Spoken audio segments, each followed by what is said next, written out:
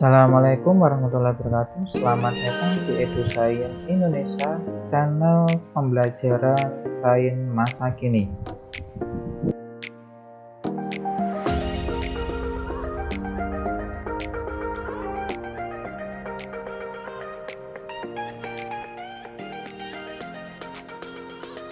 Pada video kali ini akan dijelaskan terkait dengan media kultur jaringan. Sebelum materi disampaikan, jangan lupa diklik tombol subscribe, like, dan di-share. Jangan lupa di komen untuk berlangsungan dari channel ini. Media kultur jaringan merupakan salah satu substrat atau larutan nutrisi yang menyediakan nutrisi, energi, hormon, dan lingkungan fisik yang diperlukan untuk pertumbuhan dan perkembangan eksplan tanaman secara in vitro ataupun dalam keadaan steril. Di mana media tersebut nanti dia berisi nutrisi yang dibutuhkan oleh tanaman untuk tumbuh dan berkembang, sebenarnya unsur hara, baik unsur secara makro dan maupun mikro, kemudian ada vitamin dan zat bertumbuh ataupun ZPT. Adapun fungsi dari media kultur sendiri, yaitu nanti dia akan menyediakan unsur hara penting bagi metabolisme dan pembelahan sel, kemudian menyediakan sumber energi untuk pertumbuhan jaringan atau biasanya nanti kita menggunakan sukrosa, kemudian mengatur arah pertumbuhan melalui pemberian zat pengatur tubuh, kemudian menjaga pH atau keasaman dan kondisi osmotik yang mendukung pertumbuhan optimal. Kemudian memberikan dukungan fisik, jika media berbentuk padat.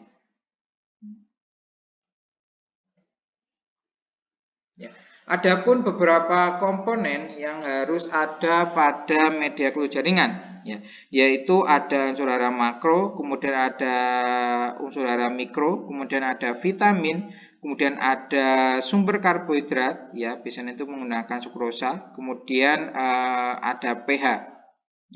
Yang pertama yaitu unsur hara makro atau makronutrien. Ini adalah merupakan salah satu hara yang banyak dibutuhkan oleh tumbuhan dalam proses pertumbuhan dan perkembangannya. Adapun beberapa persamaan makronutrien nanti yang digunakan pada medium kultur jaringan nanti ada KNO3, kemudian NH4, NH4NO3, kemudian ada CaNO3, kemudian 4H2O, kemudian ada NaNO, kemudian ada CaCl2, H2O, kemudian ada MgSO2, ada 7H2O, kemudian ada KCl, ada K2PO4, kemudian ada NaH2PO4, kemudian H2O, kemudian ada Na2SO4 dan ada NH4H2SO4, kemudian ada NH4Cl, kloril, kemudian ada kalsium K2SO4 atau kalium sulfat. Oke, yang pertama yaitu nitrogen. Nitrogen biasanya diberikan dalam bentuk persenyawaan yang bermacam-macam, antara lain ada KNO3, NH4NO3, kemudian ada CaNO3, 4H2O, kemudian ada NaNO3, kemudian ada NH4P2PO4, kemudian ada NH4 2SO4, kemudian ada NH4Cl. Jadi pada dasar nanti kebutuhan nitrogen nanti ini sangat besar sekali, ini biasanya nanti untuk menyusun asam nukleat, kemudian protein, kemudian juga bisa nanti untuk koenzim, atau persamaan lainnya mengandung nitrogen seperti ini pada klorofil, kemudian alkaloid, derivat purin dan pirimidin dan beberapa hormon endogen. Jadi nanti kita bisa meningkatkan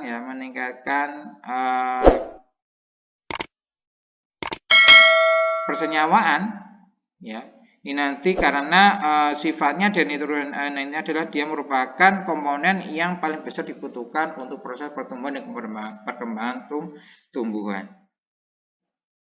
Selanjutnya nanti ada fosfor, ya ini biasanya digunakan pada bentuk ya KH2PO4 ataupun K2HPO4 ya. Kemudian NH4H2PO PO4, kemudian ada NaPO2 dan H2PO4 ya. Di pada dasar nanti adanya unsur fosfor di dalam sel nanti akan diubah menjadi persenyawaan RNA dan DNA dan aktivator enzim untuk memacu pertumbuhan pada jaringan meristem mati. Ya. Kemudian nanti ada kalium. Kalium nanti dia biasanya didapatkan dalam bentuk KNO3, kemudian KH2PO4, ya. Kemudian ada KCl dan ada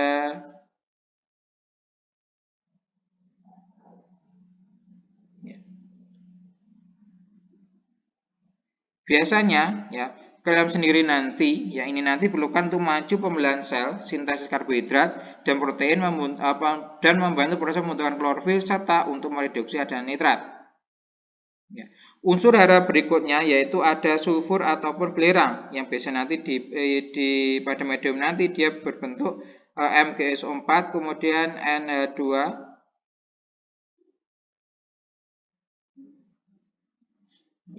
kemudian ada 5H2 ya.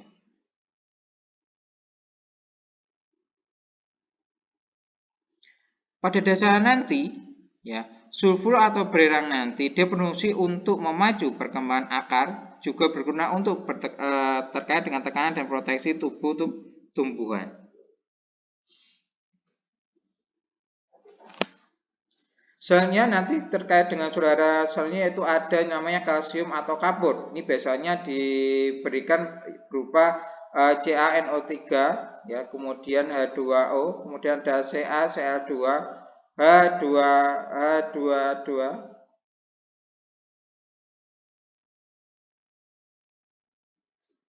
Biasanya untuk kalsium nanti ini diperlukan untuk pembentukan dinding primitif sehingga nanti keptat ya atau bagian dari integral dari dinding sel nanti dia nanti akan menyebabkan adanya katen seluler dan konfaktor enzim nanti dia saling bertukar ya sehingga nanti proses gede ya dari tempat praktek kalian ya otomatis nanti si kalsium nanti dia akan banyak membentuk calon-calon dari dantu sendiri. Ya. Selanjutnya nanti ada magnesium. Ya. Ini biasanya diberikan pada medium berupa MgSO4 7H2O. Ya. Jadi magnesium nanti atau Mg nanti ini digunakan untuk proses dalam pembentukan klorofil. Ya. Yang dia nanti berperan sampai irigasi ya. Dan juga nanti ada beberapa peran penting ya dan sebagai aktivator dari enzim nanti dia nanti akan yang akan mengaktifkan ya enzim tersebut sehingga nanti pada proses fosforisasi dan assimilasi protein nanti dia dapat membentuk kompleks enzim sub pada enzim dan substrat. Jadi pada dasar nanti selain dia nanti dalam proses pembentukan klorofil ternyata Mg nanti dia bisa mengaktifkan enzim tertentu. Ya. Oke. Kemudian untuk jenis yang kedua yaitu unsur hara mikro atau mikronutrien. Jadi biasanya mikronutrien nanti dia hanya dibutuhkan sedikit tapi dia nanti wajib ada.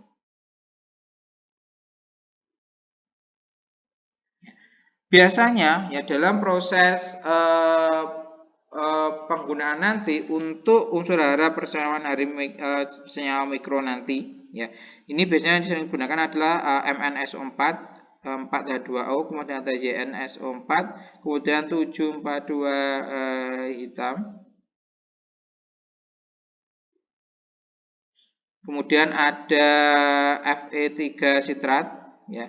kemudian ada NAF, Fe, EDTA, dan ada Fe3 tetrat. Oke, yang pertama yaitu besi, ya, besi atau Fe. Ya, ini biasanya nanti di di kulit jaringan nanti, ya. Ini nanti besinya nanti ada yang berupa FeCl3 6H2O, kemudian Fe3, ya.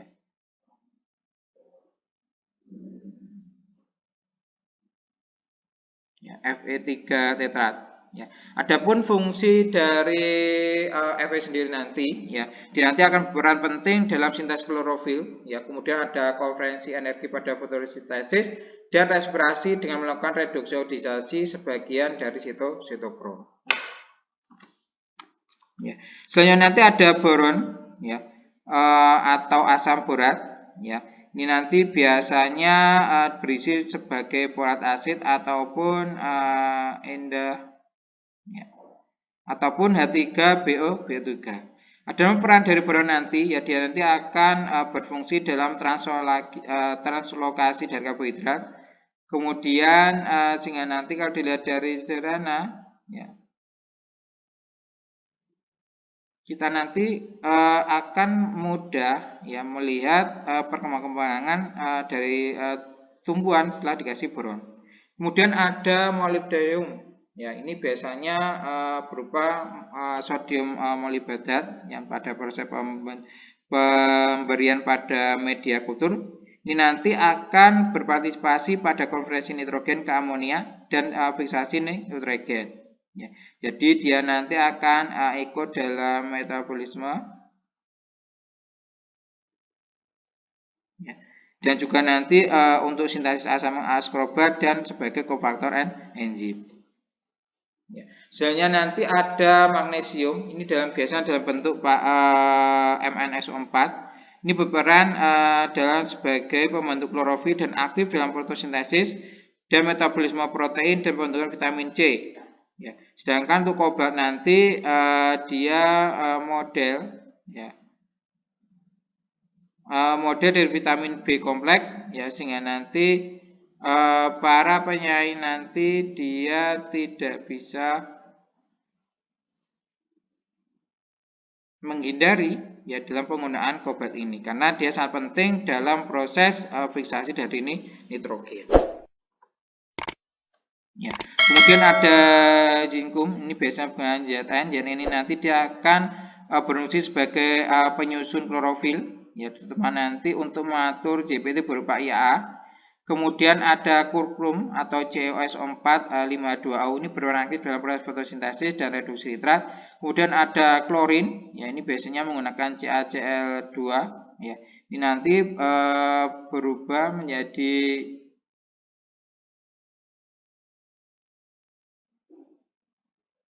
beberapa senyawa, ya, sehingga nanti klorin nanti ini sangat penting dalam proses kultur jaringan. Ya. Kemudian komponen berikutnya nanti ada, selain ada makro dan mikronuklear nanti ada namanya vitamin.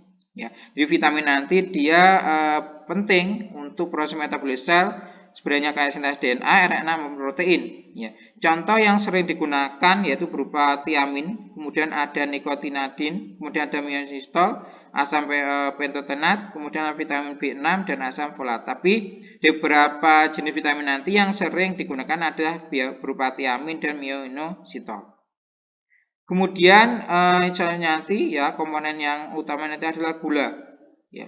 Gula nanti dia merupakan sumber utama bagi zat tumbuhan untuk media kultur. Ya. Ini biasanya nanti gula nanti ini bisa banyak mengandung sukrosa. Ya. Karena nanti dia digunakan sebagai energi dalam proses pemecahan ataupun pembelahan pada dinding sel ataupun pengikatan unsur hara yang dibutuhkan oleh tubuh si tumbuhan atau planet tadi. Ya. Kemudian selanjutnya nanti ada zat pengatur tumbuh atau YPT, ya. Jadi pada dasarnya nanti YPT nanti dia akan mempengaruhi pertumbuhan, perkembangan dan diferensiasi sel dalam kultur jaringan. Ya. Jadi beberapa contoh KCT nanti ada BEP,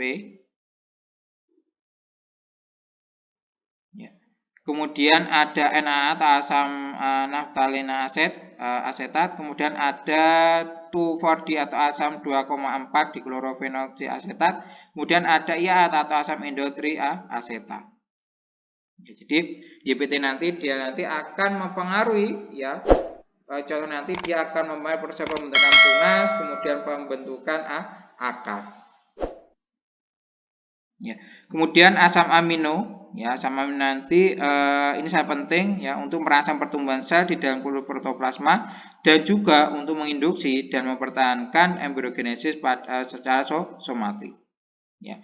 Kemudian nitrogen nanti akan berorganik akan menyebabkan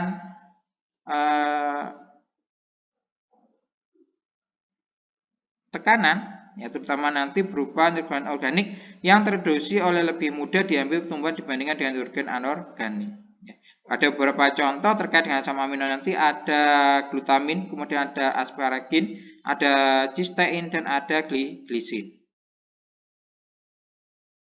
Ya. Selanjutnya yaitu zat pemadat, ya ini fungsinya nanti untuk membuat medium kultur jaringan semi padat maupun medium padat. Ya. Jadi pada dasar nanti adanya proses pemadatan nanti ya nanti akan memungkinkan expand kontak dengan zat nutrien yang terdapat pada media. Ya. Sedangkan untuk permukaan yang lainnya akan kontak dengan udara. Ini biasanya nanti untuk zat pemadat nanti kita bisa menggunakan agar ataupun agarosa. Ya, ini biasanya kalau untuk agarosa nanti ini biasanya digunakan pada kultur protoplas. Ya. Kemudian yang tidak kalah penting nanti adalah pH. Ya. Jadi pH nanti ini nanti akan mempengaruhi absorpsi ion dan menjaga kepadatan di medium. Ya. Biasanya pH yang optimum nanti ya untuk kultur nanti sebelum disterilisasi adalah 5,8. Ya. Jika pH-nya nanti kurang dari 4,5 atau lebih dari 0,7, maka biasa nanti ya akan menghambat proses pertumbuhan dan perkembangan kultur di in vitro. Ya, biasanya ya kandungan pH-nya nanti ya dia nanti akan mengalami penurunan ya setelah adanya pemanasan yaitu sekitar 0,3 sampai 0,5. Makanya dalam proses pembuatan nanti biasanya nanti untuk pH nanti kita set yaitu sekitar 5,8. Ya. Terkait dengan jenis-jenis medianya ya. Jadi pada jaringan nanti akan ada dua media ya, yaitu ada media padat dan ada media cair. Ya. Jadi biasanya akan media padat nanti dia nanti ya akan ditambahkan dengan pemadat ya. Jadi sehingga nanti akan bentuk padat pada media. Sedangkan media cair nanti dia tidak menggunakan pemadat dan usia nanti larut dalam air. Ya. Kemudian untuk jenisnya, jenis media nanti ada beberapa. Satunya nanti ada yang paling kenal adalah medium Murasic shock ataupun MS. Ini ditemukan pada 1962. Ya. Jadi pada dasar nanti medium MS nanti ini adalah merupakan media yang paling populer digunakan untuk hampir semua jenis tanaman, ya, terutama untuk tanaman herba, ya, dan cocok untuk digunakan kultur kalus dan tunas, ya. Kemudian memiliki konsentrasi gram mineral tinggi dan senyawa nitrogen dalam bentuk aluminium dan nitrat yang tinggi. Jadi ini adalah beberapa komposisi ya komposisi terkait dengan medium berupa Murasic shock. Ya, jadi nanti ada biasanya ya kalau kita membuat nanti ini biasanya kita membuat stok dulu. Jadi ada stok larutan A, kemudian B, C, D, E dan F. Dan juga nanti kita tambahkan dengan vitamin. Ya, jadi nanti akan mempermudah dalam proses pembuatan medium Murasic. Tapi pada dasarnya nanti medium MS nanti kita juga bisa membeli secara sudah menjadi racian. Ya, tinggal nanti kita menambahkan JPT, kemudian menambahkan gula untuk proses pembuatan dari media tersebut. Ya. Kemudian jenis media yang kedua yaitu ada media gambong, ya, atau media B5. Ini ditemukan pada 1968, ya, yang dikembangkan oleh O.L. Gambroch, ya. Jadi pada dasar nanti, ya, komposisi media dari jenis media B5 nanti, ya, ini nanti akan terdiri dari gram organik, ya, kemudian ada vitamin dan ada karbohidrat. Ya. Pada dasar nanti, ya, jenis media gabung nanti pertama ditemukan untuk digunakan untuk kultur kalus, ya, dan spesial pada glisemate ataupun kedelai. Ya, karena pada dasar nanti media B5 atau media gabung nanti dia banyak memiliki konsentrasi nitrat dan kalium yang lebih tinggi serta konsentrasi amonia yang lebih rendah. Ya, karena adanya kalium nitrat nanti yang tinggi, dia nanti dapat menginduksi pembentukan kalus dan amonium supranet berperan penting dalam pembentukan pertumbuhan sel tersebut. Ya, sehingga nanti media gabok nanti, ya, gambrok nanti dia nanti cocok untuk dalam proses pembentukan kalus dan untuk pembelahan sel. Ya. Kemudian jenis media yang selanjutnya itu ada media White, ya, ini ditemukan pada 1963, ya. Ini pertama kali, ya, ditemukan untuk mengatur akar tanaman tomat. Ya. Ini biasanya untuk media White nanti dia konsentrasi garamnya nanti lebih rendah, ya, dan konsentrasi MgSO4 nanti dia lebih tinggi. Ya. Terkait dengan konsentrasi dan nitratnya nanti ini lebih rendah 19% dibandingkan dengan media MS.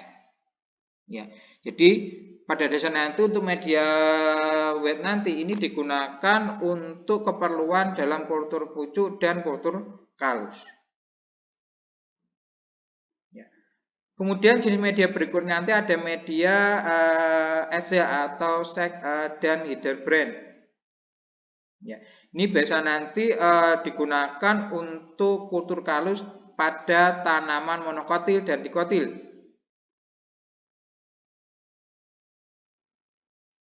Ya, jadi pada dasar nanti, ya, pada komposisi media SH nanti, ya, ini nanti sangat mirip dengan media yang dibuat oleh Gabor atau media B5, namun ada sedikit modifikasi terkait dengan peningkatan kandungan Ca2 atau kalsium, kemudian ada magnesium dan ada fosfornya, itu atau fosfatnya tadi.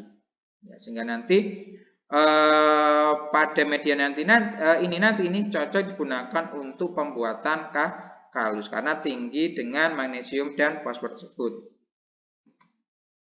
Ya. Kemudian jenis media selanjutnya nanti ada media Lenzmann dan Skog, ya, atau media LS ditemukan pada 1985. Ya. Ini pertama kali digunakan untuk budidaya tembakau. Ya. Jadi pada dasar nanti media LS nanti ini juga mirip dengan media MS, ya. Namun pada media SH nanti, ya, ataupun LS nanti, ya, ini nanti akan ditambahkan vitamin oleh Laminar dan Skog, ya. Media SH nanti biasanya digunakan untuk tujuan organogenesis, kemudian kultur kalus, suspensi sel dan mikropropagasi. Ya. Kemudian jenis media berikutnya nanti ada media NN atau media nistik-nistik. Ya, ini ditemukan 1969 oleh JP Nistik. Ya, ini digunakan untuk kultur antera pada golongan nikotina. Ya. Kemudian pada media NN ini nanti ini banyak mengandung tiamin. Ya. Ya, jadi pada dasarnya nanti dia banyak mengandung vitamin, jadi ada tiamin, biotin, dan asam folat dengan konsentrasi tinggi, sehingga nanti akan mendukung dalam proses pertumbuhan dari kalus antera. Ya, ini biasanya kalau kita nanti kultur berupa kultur antera nanti biasa menggunakan media dari NNN. Ya, jadi pada dasar nanti semua dari media nanti adalah sama dan sebenarnya kayak media MS, tapi biasanya nanti beda nanti ada pada beberapa komponen tertentu sebenarnya kayak vitaminnya, kemudian magnesiumnya atau kalsiumnya atau fosfatnya. Ya. Kemudian selanjutnya nanti ada media woody plant medium atau WPM. Ini ditemukan pada 1981. Ya. Ini biasanya digunakan untuk tanaman yang berkayu. Ya. Ini dikembangkan oleh Liot dan MC Kohn. Ya. Ini untuk komposisinya sama dengan media MS, namun untuk kasihan ionnya nanti dia lebih rendah, ya, dibandingkan dengan media MS. Ya. Biasanya untuk media VPM ini banyak digunakan untuk tanaman hias, ya, dengan perawakan perdu dan pohon. Ya. Kemudian nanti ada media Coulson, ini yang ditemukan pada 1922 oleh Coulson. Ya. Ini biasanya untuk digunakan untuk kultur tanaman anggrek. Ya, dengan cara penambahan 7,6 mikromolar, ya, NH4 plus, ya, dan 0,5 mikromolar, ya, NaNO3 minus, ya. Jadi biasa nanti dengan adanya penambahan tersebut nanti, ya, ini nanti akan sangat baik untuk proses perkecambahan dan pertumbuhan biji anggrek. Ya, jadi dengan penambahan nitrat nanti, ya, ini nanti dapat menumbuhkan atau mengembangkan biji menjadi protokrom, ya, itu. Ya, kemudian ada media knop, ya, ini untuk menumbuhkan wortel, ya. Ini nanti juga untuk pembentukan kalus, ya. Ini biasanya media-media nanti, ya, ini ada konsentrasi gramnya akan rendah, ya. Jadi dengan konsentrasinya rendah, kemudian ditambahkan dengan glukosa, kemudian gelatin, tiamin, sistein, dan hormon IAA. Ya. Kemudian ada media Vaccin dan Wen atau VW. Ini ditemukan pada 1949. Ya. Ini biasanya digunakan untuk proses perkecambahan tanaman anggrek. Ya. Ini untuk media VW nanti ini ditemukan oleh Vaccin dan F-Wen. Ya.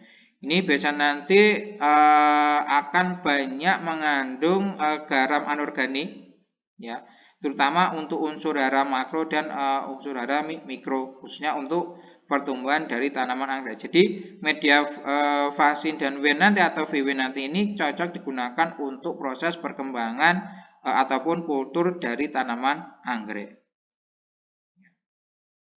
Oke, demikianlah penjelasan terkait beberapa jenis dari media pada kultur jaringan. Terima kasih atas perhatiannya. Jangan lupa diklik tombol subscribe, like, dan di-share, dan lupa di komen untuk berlangsungan dari channel ini. Terima kasih atas perhatiannya. Sampai ketemu pada video-video berikutnya. Salam EduScience Indonesia.